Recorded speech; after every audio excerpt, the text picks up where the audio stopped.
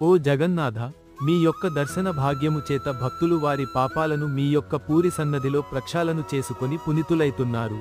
నా వద్దకు వచ్చిన భక్తులకు నా ఆశీస్సులను ఇవ్వాలి కదా యమధర్మరాజా. అవును స్వామి, కాని అలా చేయడం వల్ల నేను చేయు నా ధర్మముకు ఆటంకము కలుగుతున్నది స్వామి. నా వల్ల మీ ధర్మానికి ఆటంకమా?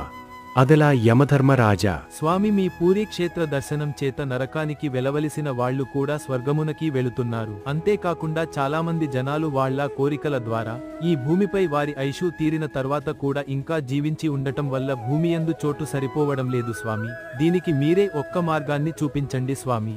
సరే యమధర్మరాజా, నీవు ఒక్క పనిచేయి.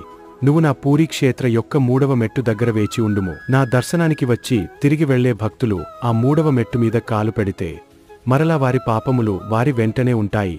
ఫ్రెండ్స్, ఈ స్టోరీ మీకు నచ్చితే లైక్ చేయండి. అలాగే మన సంతోష్ స్టోరీస్ ఛానల్ ని సబ్స్క్రైబ్ చేయడం మర్చిపోకండి.